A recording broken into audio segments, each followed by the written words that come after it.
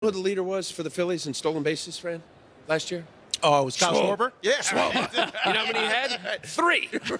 So now on top of the 3-inch bag, dude can run. Like, I can't say enough of the nuisance of a guy at first base that I knew was going to go in any pitch or two. Pick your guy, Henderson, Devon White, who I played with, or Andrew Jones, and how that affects what goes on at the plate.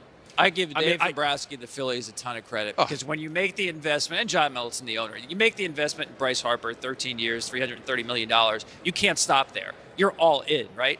And now if you're a Phillies fan, we saw that 11 years, no trade, Trea Turner. Go buy your Trea Turner jerseys. He's not going anywhere. Harper, not going anywhere. The core of this team is fabulous. All right, JT Realmuto, by the way, is going to come looking for you. Time out, Fran, look at this. Yeah, what are you looking at? I'm looking at the numbers. What are we getting in trouble? I don't know, Fugazi stats right here. I got Schwarber at 3. Numbers? Oh, was that what it was? Realmuto with 21 steals last year. That was By the way, close. unbelievable athlete. But Tom, you talked about it too. Just the guaranteed money here that the Phillies have on the book. So all in. Those are the yearly averages. But let's just go big picture.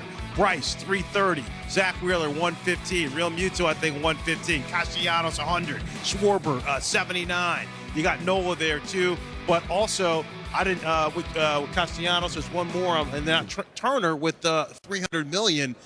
They are literally putting all their chips to the center of the table. And if you're a Phillies fan, after the run you saw, they won the pennant in the National League, those fans were completely outrageous. Yeah. It was unbelievable. And the owner and everybody. Yeah, John Middleton obviously doing a great job. So, well, Van, that's a great point, by the way, because the Phillies proved that having the number 6 seed is not fool's gold. That's right. Yeah. We thought maybe this would disincentivize teams from really going over the payroll tax limit, from trying to win 95 games instead of 81. No, they proved get in, and you can go to the World Series. And I think we're seeing that in the money spent, that and the fact that we have a CBA in place. Traditionally, once that's set, the rules are set, we see spending, and boy, floodgates have opened. And Bryce Harper, immediately after they lost, there was a lot of disappointment, obviously losing to the Astros. But Bryce Harper said, and I'm paraphrasing, we're not done. We're going to go out. We're going to sign a couple of guys, and we'll be back. And, boy, I have the Phillies bounce back in a big way. I'm sure fans are going crazy. We welcome in Todd Zalecki, who covers the Phils for MLB.com. So, Todd, did you think that this was – I mean, we figured they were going to be in on the shortstop market. Did you think Trea Turner was going to be their guy?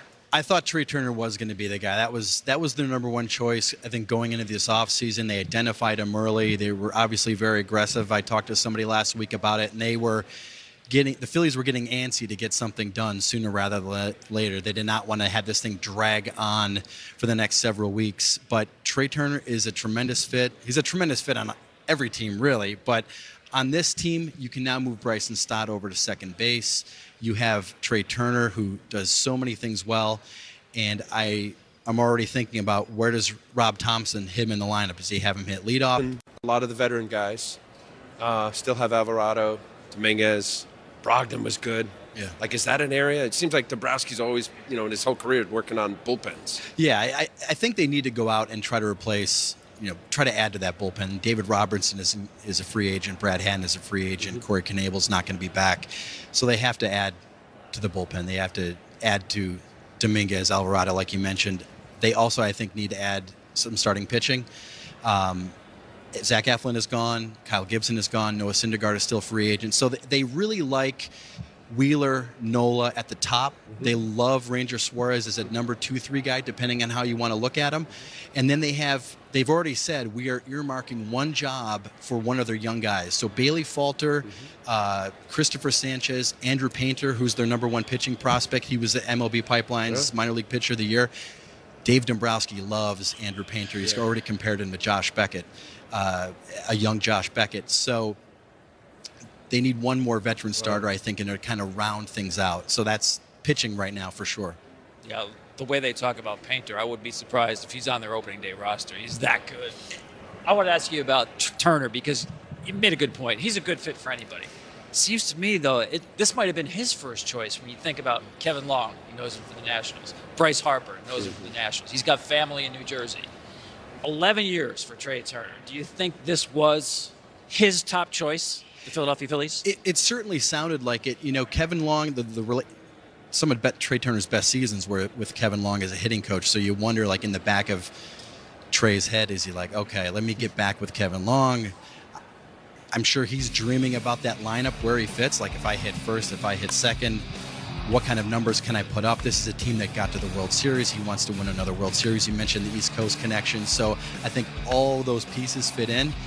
And then, you add $300 million and it becomes a slam dunk, no doubt about it, right? But I know right now Phillies fans are going crazy about this move because they were just 2 wins short of the World Series, winning a World Series, and they just wanted to see the Phillies kind of put the pedal to the metal, and they've certainly done that. Well, and Todd, how much do you think, too? I mean, the fans obviously showed up in a huge way, and it's one of the great fan bases in all of baseball. But, when you make a commitment to a guy like Bryce Harper and you sign up for 13 years, you tell him, hey, part of the pitch is there's not really any rebuilding here. We're going to do whatever we can to see if we can win a World Series championship. And so how much do you think that played into this as well, what we've seen over the last couple of years with the number of players who they brought on? 100%. I think John Middleton, when he signed Bryce Harper, that was the pitch to him, was I'm going to spend money for you and try to take advantage. And I think that's the feeling of Dave Dombrowski as well. Bryce Harper is going to be headed to the Hall of Fame someday, probably, right? And you want to strike while the iron is hot. And so you have Bryce Harper, you have Zach Wheeler in his prime, you have another year of Aaron Nola. So you can't let up now. And that was a kind of a cool thing a couple weeks ago. Dave Dombrowski did his postseason wrap-up, and he wasn't like, well, we're going to see what we can do. Maybe we'll go over the luxury tax again. He was like, no, we're going to push the needle. Like, he was a matter of fact about it. He knows that John Middleton wants to win. He knows this fan base wants to win. And so now is not the time to let up. And it was kind of refreshing to hear a front office say, just acknowledge that fact that we're not going to let up and we're actually going to try to push this thing as fast as we can, as hard as we can to win a World Series. Is there a prettier slide, by the way, in all of baseball? No. We haven't even gotten to that. We've talked about the speed, but the way this guy slides in a home plate, I mean, it's unbelievable. Go ahead. Yeah, but we don't want to see that. We don't want great players to get hurt. You've been covering the team a long time, right? How many years with 20 years. Yeah, 20 years. Phillies, so, I mean, it's not fair to say, is this the best team? But, 87 wins. Tom was talking about, the 6th seed gets to the World Series. You obviously want to win the division. What you've seen in the 20 years, I see this as a better team. He's that good to improve from last year's club. I know you're losing some bullpen arms, and maybe Noah. I guess he's going to move on. Is it significantly better as we sit here? I think so. I think just because you look at the lineup now, and so now say you move Hoskins down from the 2 spot where he hit all year, and now say he's hitting 5th or 6th. You have Castellanos, who had a down year. If Castellanos bounces back, they really love Bryson Stott and the steps that he took this season. So you have some of these guys towards the bottom of the lineup. I think it's certainly, you can make the argument it's one of the deepest lineups, probably the deepest lineup that I've covered. Having Kyle Schwarber hit leadoff, it's not traditional, but he hits 46 bombs, and I know it's an uncomfortable look, and then you have Wheeler, Nola, Suarez, and if you can get Andrew Painter, if Andrew Painter is what Dave Dombrowski thinks he is going to be, and they sign another veteran starter, it really suddenly becomes a very tough beat in the NL East. All right, good stuff from Todd. So Lucky Todd came up and said he was underdressed. No, sir. We're overdressed. Yeah. You were This is just San appropriate. Diego. This is my San Diego look. Hey, I'm not mad at you. All right, big news, obviously, within the last